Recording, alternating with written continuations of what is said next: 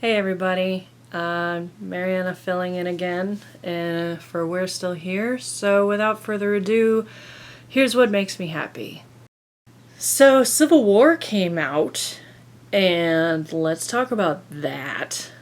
I admittedly am not like a huge fan of comic books. I'm not really a fan of the way that they tell stories and the mechanics that they use to tell those stories in American comic books.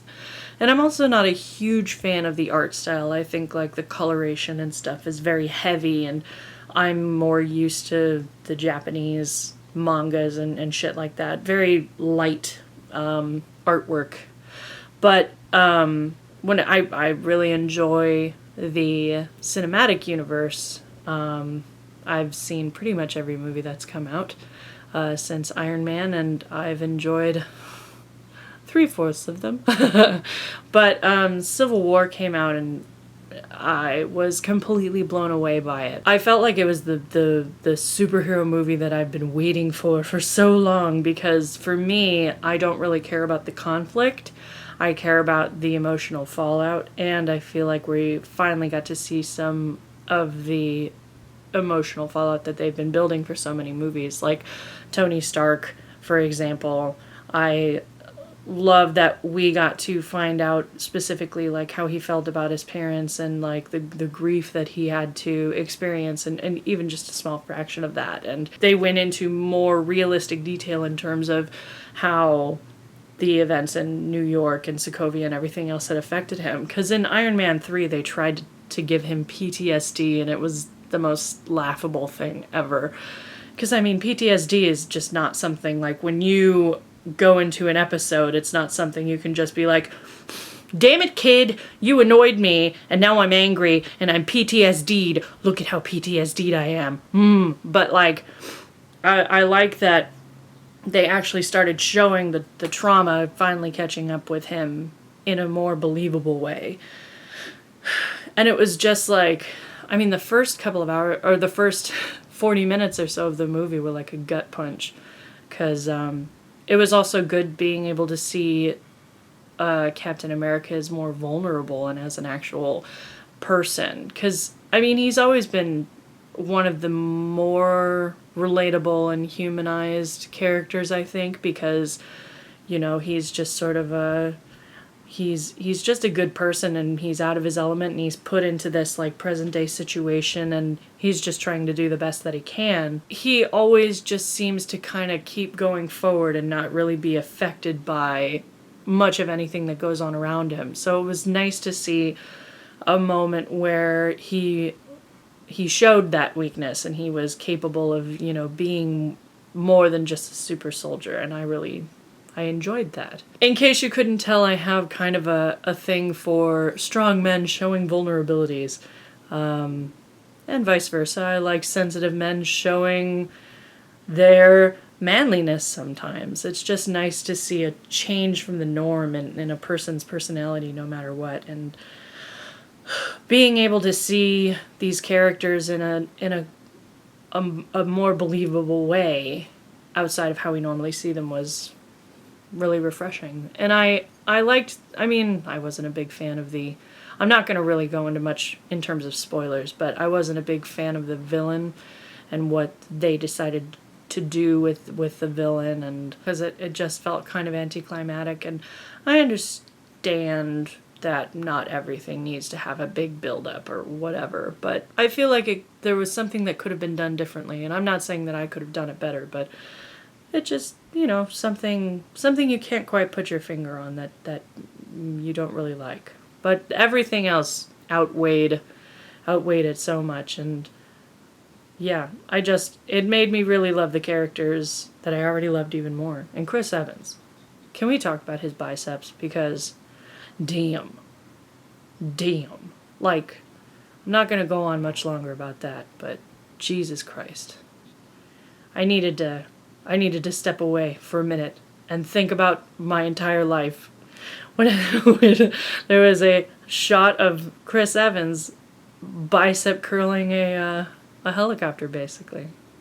That definitely, I feel awakened.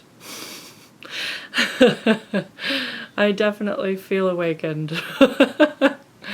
But yeah. And also Vision was so surprisingly like relatable. I was kind of like wary of him at first when they introduced him, and when I heard about, you know, the whole Jarvis Vision plot point, and I wasn't exactly sure what to expect, but I really like what they decided to do with him, because I like, as I said in a previous one of these, I have a fascination with robots and robotics and stuff like that, and so I didn't quite know what to make of Vision, because he looks like a human, but he's still kind of a robot, and like he's got, you know, he's got an AI going on and everything, but I appreciated that they have that sort of strange disconnect from where he's human but he's not quite human, and he doesn't understand what's happening to him or what happened to him, and he's still trying to make sense of everything. So I guess, you know, that kind of won me over, even though he didn't have outwardly mechanical parts. But it was interesting, and yeah. I think the only other thing that really bothered me about Civil War was the I don't remember her name, but the blonde woman who was in The Winter Soldier, like her coming back, and then her and Steve having their little thing. And that's not just because I worship the ground that Chris Evans walks on. No, of course not. But it just felt kind of like shoehorned and bizarre. And I mean, you know, yeah, they had some chemistry going on, but it was just kind of like, you're related to that lady that he was just mourning. And also, like, you don't really know each other. It's strange. But, you know, it is what it is. There were all those other cute moments to outweigh it between all the other Avengers and everything, so can't complain too much. Something that I've had to deal with a lot throughout life, and I'm sure everybody does, is the problem with, well, it's not a problem, but just my self-image in general. As you can see, I am quite large and odd-looking. I'm not a traditionally attractive person.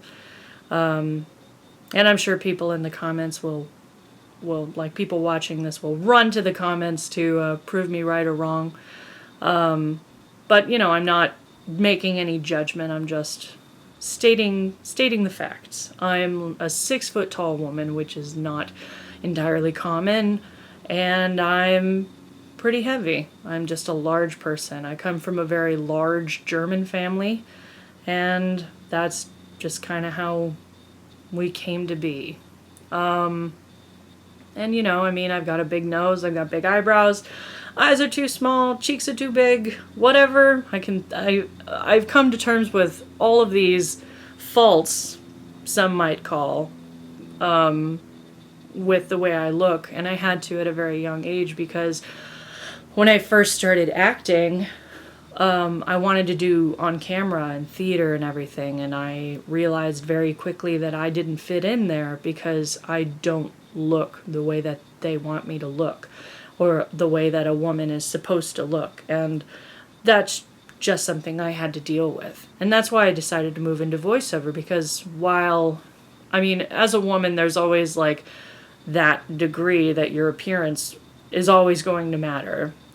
You could be fucking in Antarctica auditioning for a role as a donkey, and they would still want to know if you're hot or not. Like, there are people who don't care, but there's always going to be people who do, and that's very frustrating. But at the very least, I don't have to have like perfect chiseled cheekbones in order to be a voice actor.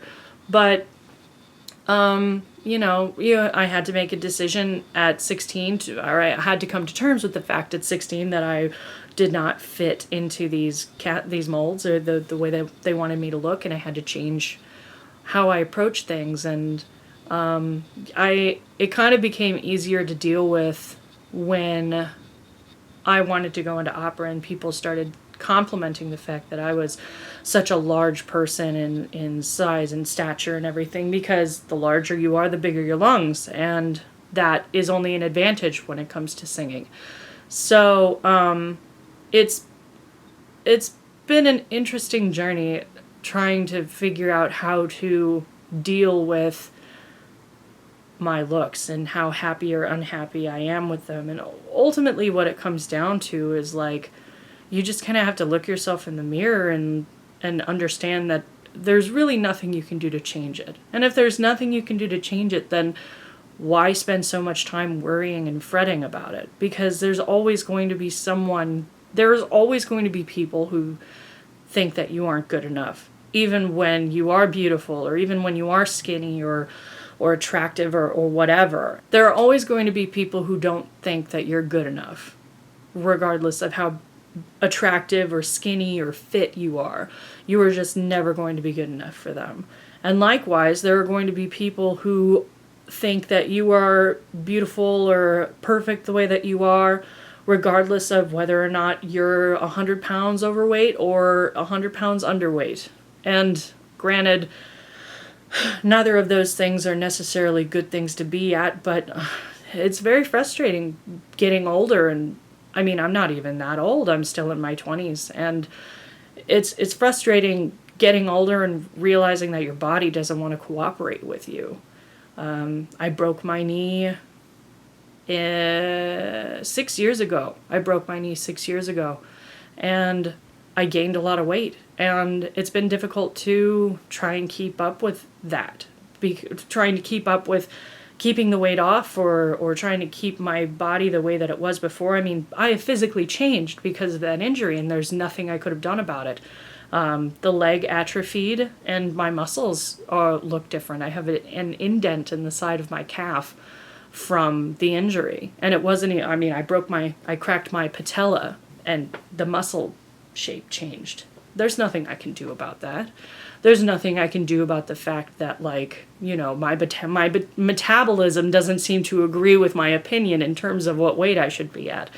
And I exercise regularly and we eat pretty fucking healthy, and there just comes a time where you kind of have to shrug and say, like, this is who I am.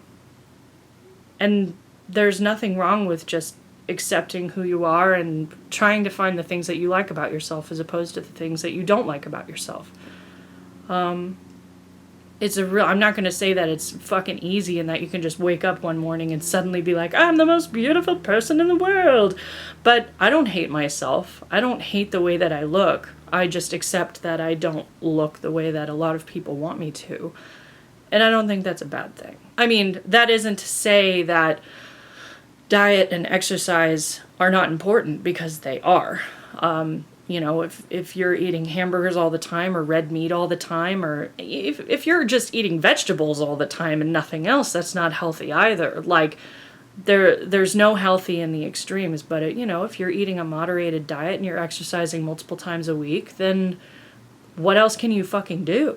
Like, you can get plastic surgery and then people will comment on that too. And who's to say that you'll even like the way that you look after you paid so much money to look that way? But that's one of the most frustrating things about living in the time that we do now, is that we have this illusion like we have a choice in how we want to look. And that's just not really true.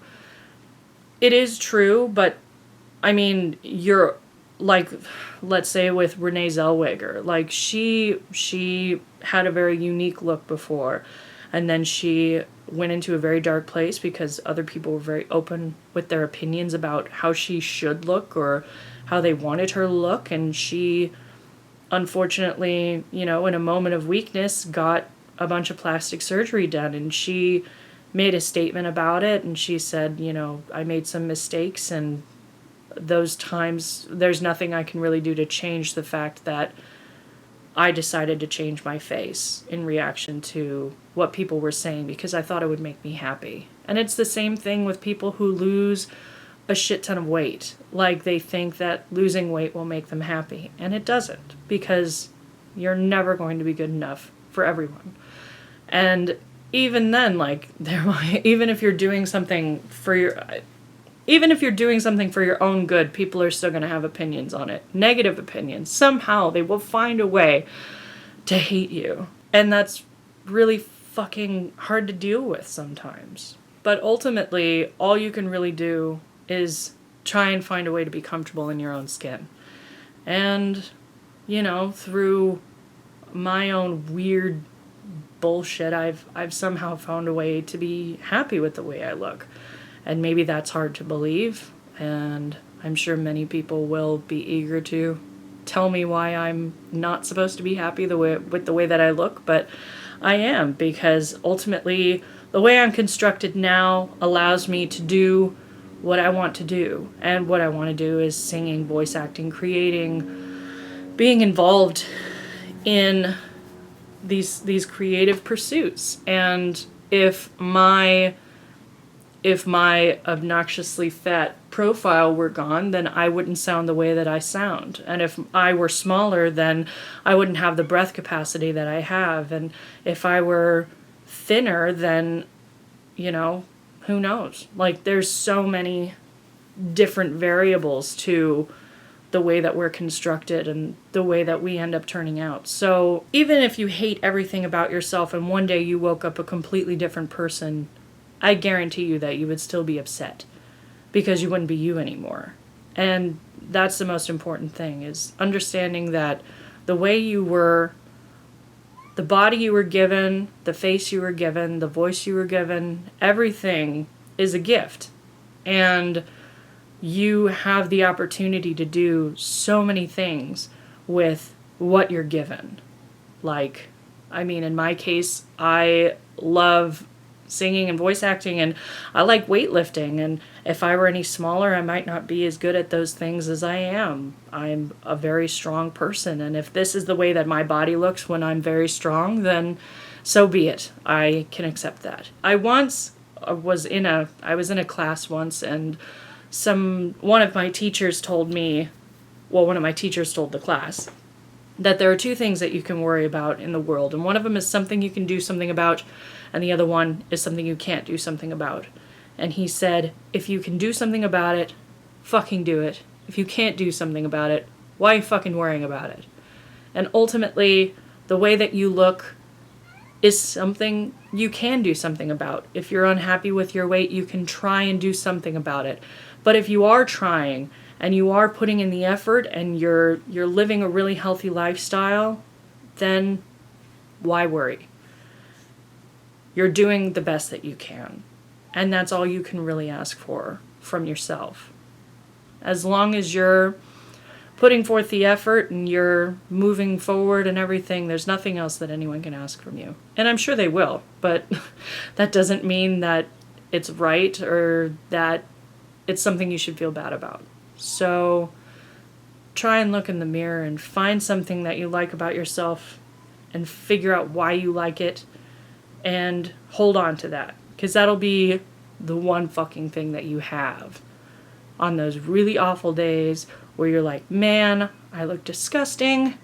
I hate myself. Fucking, why was I born this way? Whatever.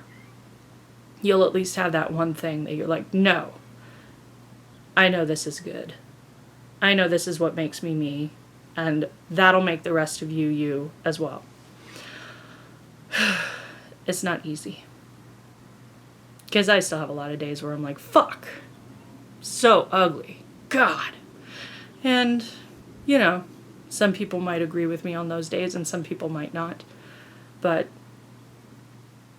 my opinion's ultimately the only one that matters. And I appreciate anyone who agrees with my opinion, and anyone who disagrees is allowed to. So, either way, I hope you're having a good week, and I hope that if you are feeling a little self-loathing at the moment, that this helped quiet those mean fucking thoughts for just a second. Have a good week.